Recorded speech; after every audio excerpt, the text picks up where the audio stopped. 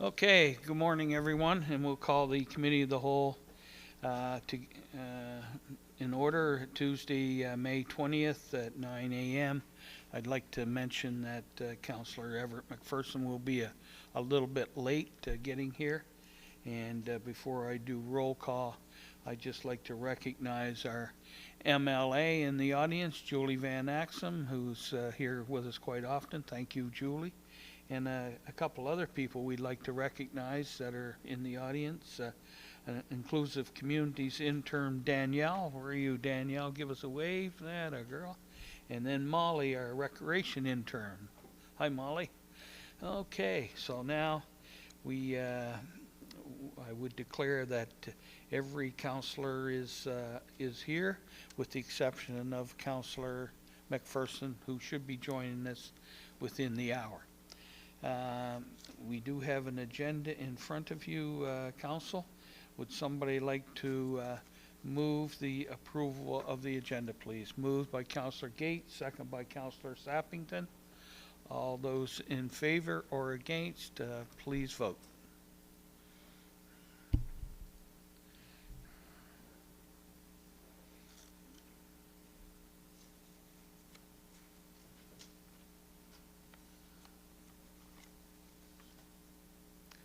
Okay, motion carried. At this time, I would ask, is there any councillor that would like to declare a conflict of interest of any of the items that we're going to be talking about today? Seeing no lights on, I'm going to assume everybody is good. We'll move on then to the approval of the minutes of April the 15th. Would somebody like to move approval of those minutes? Moved by Councillor Harding, second by Councillor Allen. All those in favor signify by saying, or by voting, please, for or against.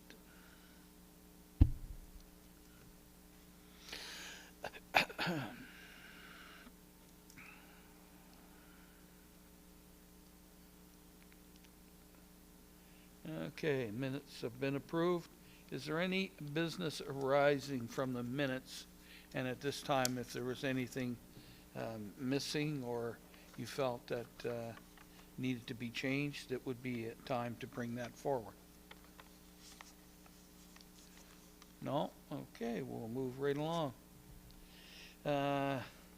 Presentation. We have a presentation from the Annapolis Valley Regional Library Operations and Provincial Library Funding Review Update. Julia Merritt, CEO, is going to be presenting, and then afterwards we'd be looking for a motion to receive. Okay, just a second. Councillor Best. Sorry to interrupt you. I forgot to tell you that it's happy birthday to Mr. Tim Harding today. He's 65. Oh, is he? Well, happy birthday, Tim. Thank you. We would have known a little earlier before we got in the middle of the meeting. We might have sang happy birthday to you. We do that at the end of the meeting. Oh, we do it at the end of the meeting, Councillor Best? All right. All right. Can you sing, Julia?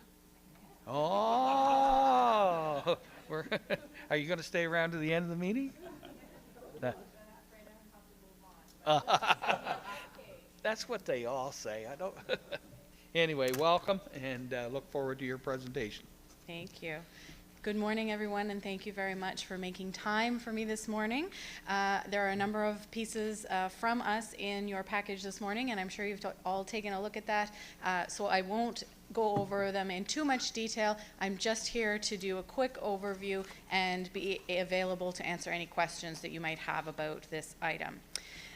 So for those of you who haven't met before, my name is Julia Merritt. I'm the CEO of Annapolis Valley Regional Library. And we're just going to do a quick review of last year at the library before we get into the provincial funding formula review.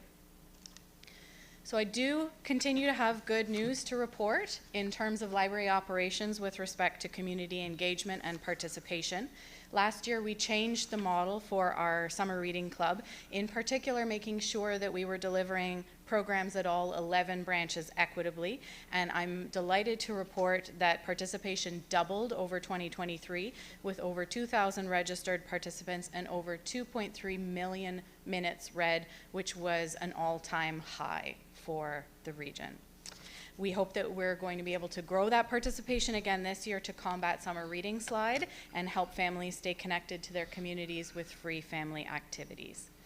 Last year also, we issued over 3,700 new memberships, which means we're sitting at over 25,500 active library card holders, which is almost 1 in 4 Annapolis Valley region residents.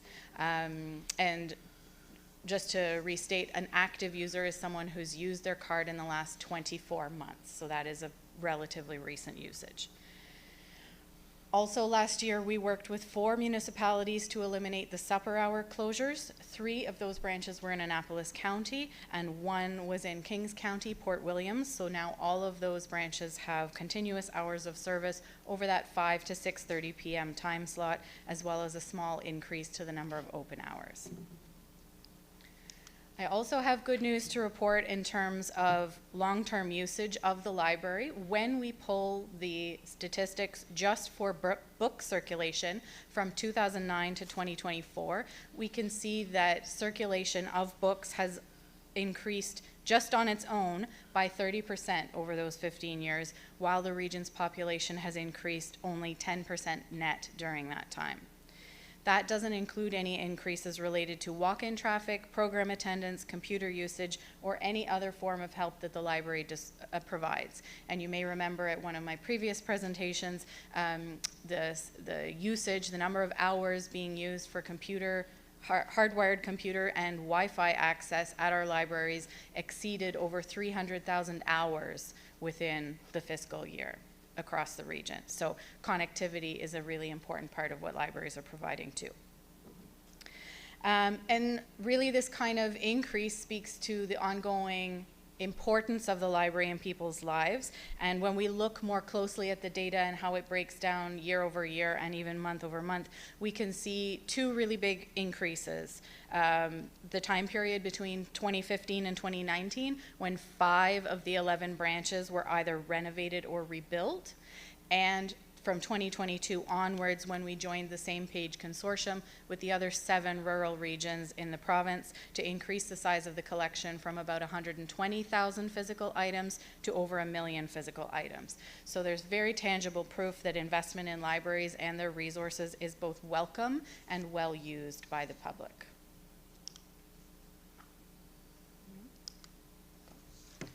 Which brings me to the funding formula review. Fully costed research was submitted to the province in the fall of 2024 with respect to the national averages for collections, technology, and wages.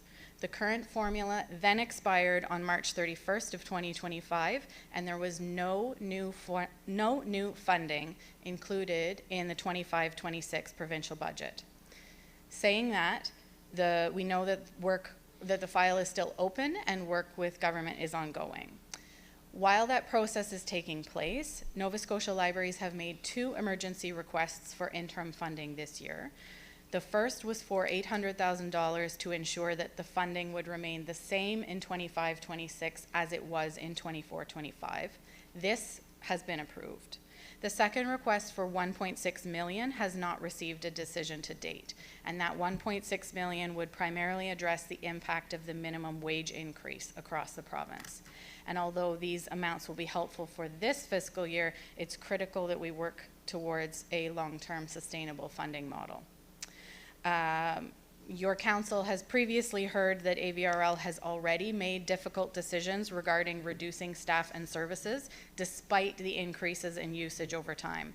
The biggest takeaway that I can give to you is that AVRL has eliminated through retirements 12 full-time permanent positions over the last 10 years to be able to cope with inflation and other cost increases, which meant that in 2024, we no longer had the staff available to continue to provide programming at the same rate, and we have reduced our program offerings by 50%. So we are no longer also able to participate in partnerships with either community organizations or the provincial government as we are frequently requested to do. So AVRL is already delivering a reduced level of service compared to what it was and compared to what the public expectations are. With respect to the library, library's budget here. AVRL does have reserve funds to be able to function at the current level of service in 2025. This will not be true in 2026. And I can share that other regions are in even worse financial situation than we are, and if the $1.6 million is not approved this year, they may be forced to lay off and reduce open hours at their branches in this fiscal year.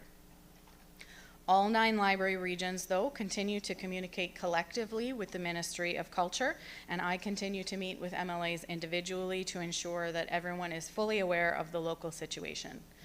The Library Board would also like to thank the County of Kings and the municipalities of the Annapolis Valley for the joint letter that you sent to the ministry in March, which I understand is inspiring other municipalities in other regions as well. So to sum up, we are urging the provincial government to address library funding as soon as possible to prevent a catastrophic loss of service and to be able to provide the level of service that Nova Scotians are both asking for and deserve. With that, I will say thank you and happy to take any questions that you have. Great, thank you, Julia. Councillor Lutz. Thank you, Mayor, and thank you, Julia, for your presentation. My question is around the numbers, the 2 numbers that the library have been requesting. So you noted there was an 800,000 bridge funding and then a 1.9 million or 1.6? 1.6 million. And just to clarify, that's across all 9 rural library regions? Correct. So of that $800,000 in bridge funding, how much actually came to AVRL? 11%. And then, so of that 1.9% or 1.6 million, then it would be 11% of that as well? We calculated the impact of the minimum wage across each of our regions and submitted that, so it's not quite 11%, but Somewhere roughly, in that. yeah. Okay. Mm-hmm. And then my second question is just if you could elaborate on, you noted how the summer programming went up, but then you noted that there's a drop of 50% in the general programming. Can you just describe the difference between that summer programming where, you know, you painted a big, bright, rosy picture of that summer programming and the free programs you're able to provide versus the year-round programming that's delivered by library full-time Absolutely. staff? Yeah, so Summer Reading Club is run by 2 contract summer students, right? University students. We have a 16-week job opportunity for them, and they are able to go out and deliver those programs. The 12 full-time positions that have been lost are from the administration location, which is why you haven't seen any service hour cuts in the regional branches. So the administration staff were the people who were able to go out to multiple locations or do the coordinating of the programs, do the design, and help the branch staff deliver things, do any marketing, all of those kinds of background details. So while we're able to provide that summer reading club experience, the same as we have before, we're not able to provide the year-round programming piece because there are no permanent staff available to do all the work associated with those functions. Thank you, and thank you, Mayor. Okay. Councillor Sappington. Through you, Mr. Mayor. I must say, as a mother of twin 7-year-olds and a 13-year-old, the cut-in program was very noticeable for me. Usually, the only thing keeping my sanity was the spring and winter programming, and we would literally bounce from town and village to the different libraries. We call it the Great Library Tour. And so I would like to say that those were very missed. And I would also like to highlight that our librarians are going above and beyond what their job descriptions were ever meant to be. I know I personally witnessed them being social workers, and a lot of people find safe haven and shelters in libraries. So kudos to you, and I certainly hope that you will get as much support as you were asking for. Okay, anyone else? Okay, would somebody like to move receipt of Julia's presentation, please? Moved by Councillor Lutz, second by Councillor Harding. All those in favor or against, please vote.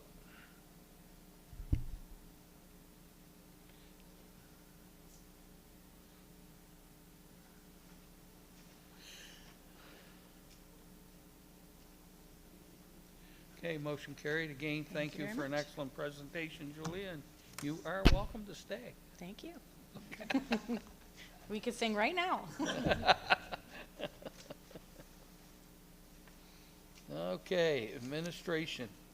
We have a proclamation request for June 25th, Pride Month, National Indigenous History Month, National Indigenous Peoples' Day, and we have Charissa Klein-Dieters, our diversity specialist, will be presenting the 3 recommendations. Thank you, Mayor. Good morning, everyone. For those of you I haven't had the pleasure to meet yet, my name, as the Mayor said, is Charissa Klein-Dieters. I'm happy to have the opportunity to be back in front of council this morning. It's been a while. I was on maternity leave for a year. And I'm presenting you 3 proclamation requests for June. Our former Inclusive Communities intern, Samuel Lopez Matos, helped in preparing the RFD and the package. And as the mayor also beat me to this morning, we have our new Inclusive Communities intern, Danielle Dulé, joining us today. Her first day getting to sit in Committee of the Whole in the morning. Did I go too far? So the origin of this, as usual for proclamations, is in accordance with the Proclamations policy and the strategy for belonging. Specifically, proclamations fall under the pillar of cultural celebration and reflection of diversity. Our intent is to present these proclamations for you to consider approving at Council in a couple weeks. Proclamations give us the opportunity to reflect, celebrate, learn, and commemorate, fostering the development of strong communities where all people feel a sense of belonging. First of all, June marks National Indigenous History Month, observed across Canada since 2009 under the name National Aboriginal Peoples Month until 2017.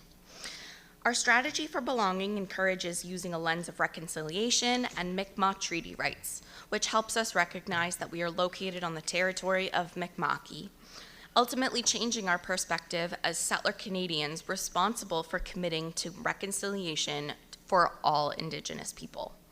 The municipality of Kings County is friends and neighbors with both Annapolis Valley First Nation and Glooscap First Nation, 2 communities which continue to enrich the cultural, social, and economic fabric of this region. We also support the diverse Indigenous population within Kings County, all of whom are entitled to self-determination, decolonization, and feeling a sense of belonging within our community of communities.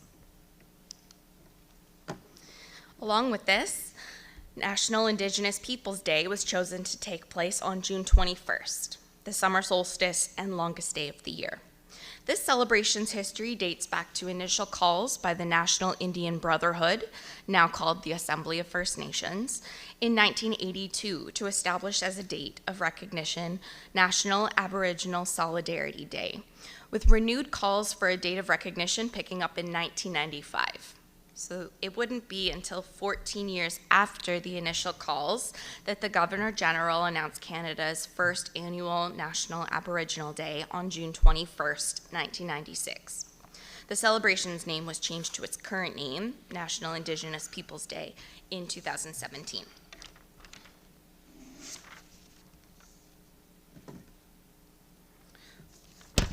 Sorry, I lost my place. We encourage everyone to participate in local or virtual events on June 21st. Take the opportunity to learn, acknowledge, and celebrate. Through the strategy for belonging, the municipality of the County of Kings commits to truth, reconciliation, advocacy, and action to support the well-being of Indigenous and Mi'kmaq peoples. Recognition of these proclamations is a part of this ongoing effort to strengthen relationships with diverse communities and being a community of communities where all people belong. Our final proclamation is regarding Pride Month. So it's already May, which means Pride Month is just around the corner. Pride Month is celebrated annually, having emerged out of large-scale protests for 2S LGBTQIA+ rights in Stonewall in 1969, Vancouver and Ottawa in 1971, and by 1993 we saw large demonstrations across Montreal, Toronto, Winnipeg, and Saskatoon. We have as much a need today as we did 30, 40, and 50 years ago to highlight the community's resilience, contributions, and talents despite intentional acts to suppress queer joy. Just earlier this month, we saw reports of a queer bar in Pittsburgh raided when around 20 officers in bulletproof vests ordered all patrons out in the rain under the claim of a compliance check. We need to watch for compliance checks deployed disproportionately in spaces where queer joy is loud, visible, and powerful. All marginalized groups experience this, the unequal application of the law that results in more harsh and frequent enforcement and penalties. This is the nature of systemic inequality. It's easy to claim that the law applies to everyone, but when it is enforced selectively and in ways that reinforce prejudice, it becomes a tool of injustice. And injustice, even when clothed in legality, must be named and resisted. So if approved, the municipality will publish the proclamations in the agenda package to our website and social media platform. We will read the official proclamations at relevant events. One that we have on the schedule coming up is the Pride flag raising event on June 4th at 6 p.m. here.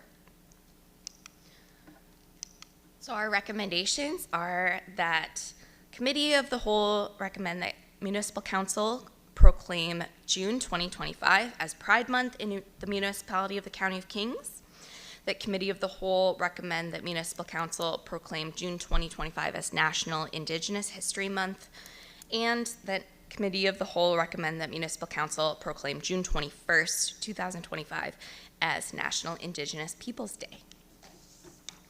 And that's all. Thank you. Okay, thank you. Any questions to Charissa? Charissa. Teresa. Yeah, Okay. you got it. Sorry. No worries. No? Okay, so we got 3 recommendations. I presume we should deal with them individually or all 3? Individually, I guess. Okay. So, somebody want to move? Councillor Best moves the first one, second by Councillor Hiltz. All those in favor or against, please vote.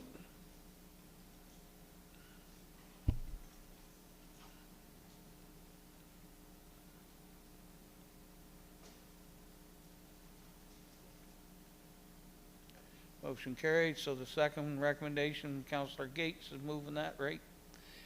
And Deputy Mayor Beckford. All those in favor or against, please vote.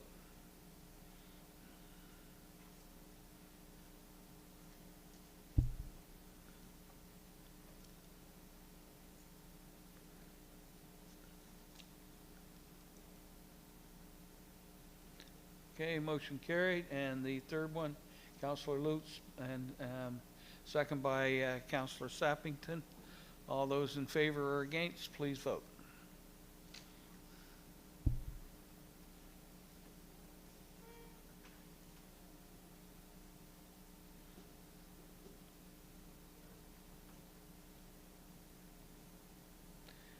Great, thank you. Motion carried. All right, we'll move on to proposed amendments to policy COMM-02-003 proclamations. I believe Vicki Brooke, our policy analyst, will be presenting. Hi, Vicki. Thank you, Mr. Mayor. Good morning, Mr. Mayor, members of council. So I am indeed here this morning to present proposed amendments to policy COMM-02-003, which is the municipality's proclamations policy. This policy was first adopted in the mid-90s, and it's a policy that's frequently used by council, as we just evidenced. Staff recognize that making proclamations is a meaningful option to council and the municipality as a whole to recognize and mark significant events and causes, and it's also a useful tool in acting on the strategy for belonging. We can see this in the frequency that the policy is used. For the last number of years, Council has made around 20 or more proclamations, which are initiated by both staff and the community. At this time, staff are recommending that Council adopt the following amendments to the policy to provide clarity and more complete information in the policy. So firstly, the policy has been reformatted to the new template, which is a project that we undertake as we review policies. So staff are also proposing that there be a more comprehensive purpose statement and scope statement to speak to what the policy does and to whom it applies. In recognition of the municipality's efforts to provide accessible and clear information, there's now a requirement for the use of plain language in writing proclamations. And perhaps most significantly, in sections 4.3 and 4.4 of the policy, there are now criteria for what proclamation requests will and will not be considered for approval. So such conditions include civic promotions, arts and cultural celebrations, public awareness campaigns, and in contrast, matters contrary to the municipality's strategic plan, our mission, vision, and values, discriminatory matters, or those topics intended to incite hatred, disorder, will not be considered. That summarizes the proposed amendments, and the recommended motion is on the screen, and I can take any questions of clarification. Councillor Lutz. Thank you, Mayor. Through you to the presenter. Curious, I think it's important to have the section 4.4 about the ones that council shall not consider. Do we ever get requests for proclamations for things that fall under any of these categories? Businesses or political parties or false or misleading organizations? Through you, Mr. Mayor, to the councillor, my understanding is that that rarely, if ever, has happened. I'm kind of searching for Yanni's input here, the clerk's input. I think there was once a question about a proclamation about 7 years ago, but generally the topics that are brought forward to staff and then to council for consideration are really more things that are initiatives that are easy to support. Perfect. Thank you so much. Okay, we have a motion in front of you. Councillor Best, second by Councillor Lutz.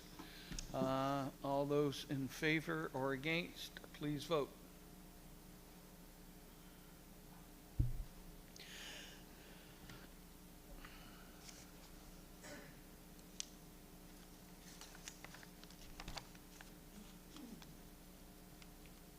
Motion carried. Great. Thank you, Vicky.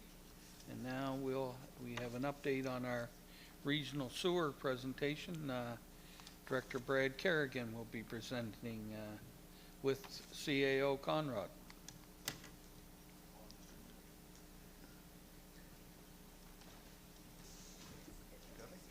Thank you. 2/3 there. Thank you, Mr. Mayor and Council. I'm here today to provide a brief update on the regional sewer treatment plant and the obnoxious odor that has been experienced there the past few weeks. Three parts of the presentation. First is to review the advice we have received from consultants to date. Second, what we're doing about it, and along with immediate priorities and some ongoing improvements that we're working on. And there'll be a period for some questions at the end. So as mentioned here 2 weeks ago in council, CAO and myself and our engineering and public works staff have been working with our overall direct responsible charge, or ODRC, as well as two independent engineering firms that have a vast experience in wastewater treatment. Those continue. We talk with them basically on a daily basis, trying to determine priorities and efforts that we should take to get the system under control and obviously get the odor under control. Consensus by everybody, including the ODRC as well as both consultants, is that the odor is primarily related to the lack of oxygen that's being added into the lagoons. So for this, as you know, last year, over the last 2 years, we've actually installed brand new diffusers into cell 1 and cell 2 of the sewer treatment plant, which are the two cells that have the odor.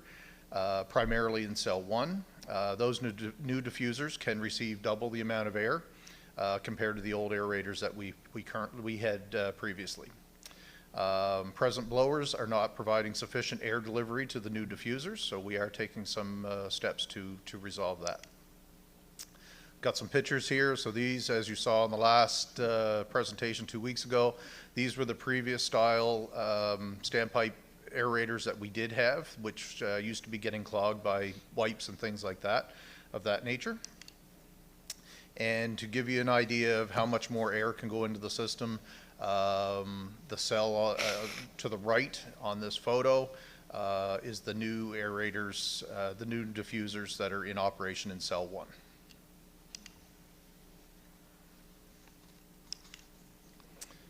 Here's some photos of our current day blower room. This is in the building adjacent. You can see right at the top of that photo by cell 1, those are our blower and our screen buildings. So these are the picture of some of the blowers that are operating in that blower building. So immediate priorities are to add more air into the lagoons. Everybody's saying that we need air, air, air. That's what's going to fix this. So we've been adding more air. We've also been recirculating healthy water from cells 5 and even cell 4 for a while into cell 1. We've installed lagoon masters, which are portable aerators that we put on the side, so they do two things. One thing that they do is help mix the system, but they also add air as well. And on May 14th, we placed a 4th blower into service, so we have more air today than we did a week ago. The other thing that's happening is this week, scheduled to arrive today, is we have 2 new high efficiency blowers en route. We've already started some construction activities with some piping and electrical work in advance of those blowers arriving, so that when they do arrive that we can put those in service as soon as we possibly can. And I believe tomorrow the consultant and supplier will be in town to get those operational and online as soon as possible here this week, hopefully. There will be a little bit more piping work and things like that are required when the blowers go in, but they'll be working on that actively all week. And we're also investigating, upon the advice of the consultants, supply of additional rented blowers. So we're trying to see what we need from our consultants and where we can get these additional blowers and try and get those hooked up. If that works, then looking forward, knowing that these systems will need more air this time of year, in theory, what we can do next year is have these rented blowers on hand ahead of time so that we can put more air in, before things start to smell, if we have issues next year.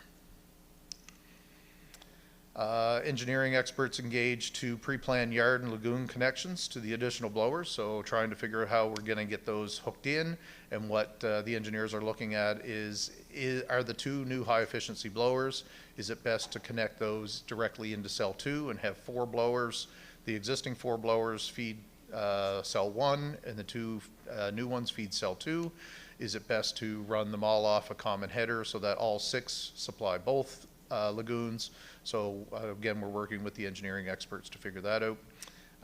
As well, we've discussed potential use of masking agents. So I'll call it what was referred to as a massive Febreze type thing, where we could inject, I'll say, a chemical or a treatment system into the air, which may help mask some of that odor at certain times, depending on wind directions and strength of wind and all that. There's a lot of things that go into that. It's not just something that you can run all the time. Some more photos. This is one of the temporary pumps that we've got hooked up. As I said, we're recirculating healthier, cleaner water from cells 4 and cell 5 back into Lagoon 1. Again, this is photos you've seen in the last at the council meeting as well. This is the one of our lagoon masters, which supplies air and helps mix the plant. So what we're also ongoing improvements that we're working on is working with consultants to purchase and install composite samplers at large institutional and industrial users to get a better handle of what's coming through the system, so we can monitor that better. One of the items that was mentioned was the installation of inflow pH monitors, which tells us a little bit closer what we may be receiving when it comes into the plant, and as well increase our collection and analysis of operating parameters. So basically doing more tests of more things more often to check what the trends are, and also to get more information and more data to these consultants so that they can provide better advice as well on what exactly we are receiving and how to properly treat that. And the other thing that we had previously mentioned is we do have an in-depth engineering review for the entire system. It's currently underway. That system was actually tendered for months ago, and is just basically starting right now. And what that study is looking at is the long-term of the plant, short and long-term of the plant, but primarily looking at what does this plant need to operate effectively 25 years from today. Do we need more technology? Do we need a mechanical system to front load this system to do pre-treatment? Do we need post-treatment to ensure that our effluent going out stays within environmental parameters, which could be tightening over the next 20 years as well. So that's the end of the presentation. Be happy to try and answer any questions. Okay. Thank you, Director. Councillor Gates. Thank you. Through you, Mr. Mayor, to Brad. When we add the extra air, is that to the primary or the secondary part of our system and our wastewater? Through you, Mayor, that would be that extra air, the fourth, I just want to make sure I understand correctly, the fourth blower? Yes. Yes, that fourth blower it feeds the cell 1 and cell 2. So the primary portion of the treatment. Councillor Sappington. Through you, Mr. Mayor. So theoretically, what you're saying is that next year in the spring, when the earth is moved naturally, there would be only a brief period of smell, that this ongoing smell is not a natural occurrence that we're supposed to look forward to every year. Through you, Mr. Mayor, what we've been told from the consultants is with enough air, in theory, in theory there wouldn't be a smell. That's if you can provide enough air fast enough. What we've been told is at this time of year, it can take up to 4 times as much air during this process. As we said, the diffusers can double the amount of air that goes in. So I can't sit here today and say that guaranteed there's not going to be a smell next year, but we're going to try and put as much air as we can, not just this year, but next year and future years, so that, if there is any smell, that is as minimal as possible and that it's as short as duration as possible. Also, Mr. Mayor, with the new testing that we're doing, the further testing, is there a way that the testing could preemptively tell us that we are getting toward that critical level of not having enough air so that we can fix the problem before the smell arises? Through you, Mr. Mayor, again, it's the same sort of thing. I don't know if we can provide enough air, but we're going to try to do that. Yes, the testing that we're doing and that we always do tell us how much air is in the system. It can drop very fast, especially this time of year. So we will watch for those trends and try and get ahead of it, and basically try and have, if we need to have rental air or something like that, rental blowers, trying to have all that stuff on hand ahead of time, so that we hopefully won't get into that smell, that we're ahead of it and we're providing more air before we need it. I want to thank you. I know that this has been the utmost priority for you and your staff. Thank you. It has. Thank you. I know it's been tough, but it's not an exact science. All right. I guess we're going to move on then. Thank you, Director Kerrigan. We'll move on to board and committee reports. So first committee is Diversity Committee, Councillor Sappington.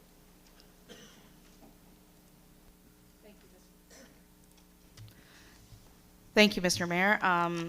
The report, I think it stands for itself. Our diversity committee deserves much kudos. As we had mentioned previously, Brittany Traynor did an amazing job at the NSFM conference. Just one more thing. Our presentation was from the organizers of Holly Festival. I have never participated in the Holly Festival before. It was in Kentville Commons area. Took my children. And if you have children in your life, I highly recommend you take them next year. They were covered in colored powder, and they just had the most magical experience. Thank you. Okay, thank you. Okay, Fire Services Advisory Committee, Deputy Mayor Peckford, do you have anything that you'd like to add to your report? Thank you, Mr. Mayor. No, I have nothing else to add to the report at this time. Okay, we'll move on to committees of council. Is there any verbal committees of council anyone else would like to make? Councillor Lutz. Thanks, Mayor. I'll just, it's not a report, but just note that PAC this month is on Thursday, and it's this week due to some scheduling conflicts. So it's not at the regularly scheduled Tuesday time. It is this Thursday at 1 p.m. here in these chambers. Thank you. Thank you, Councillor Lutz. Anyone else?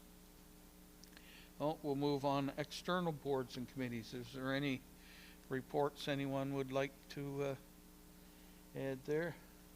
I'll give you just a quick comment. I brought you some gifts there to put your used batteries in from Valley Waste, and I'll just let you know that the regional chairs board for Waste Authority decided to elect me as their vice chair, so I picked up another job while I was away last week.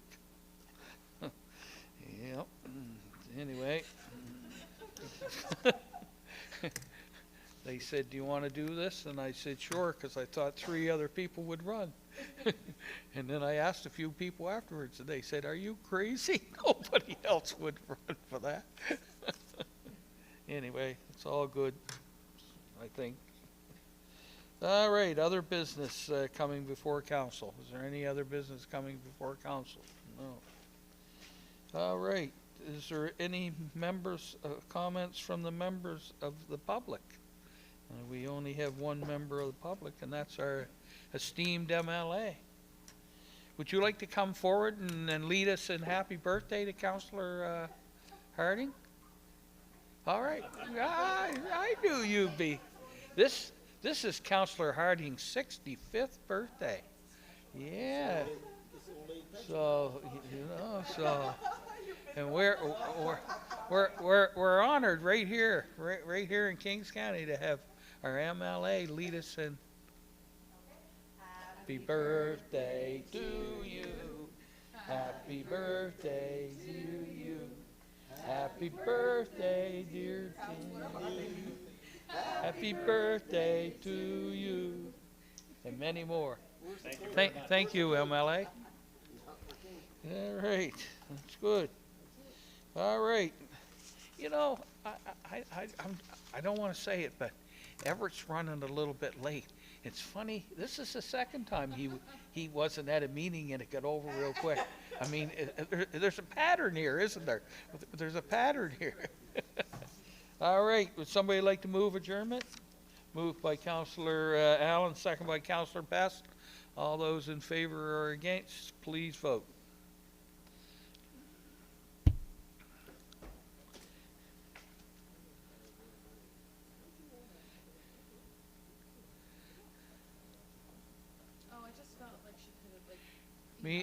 Okay, motion approved, meeting adjourned.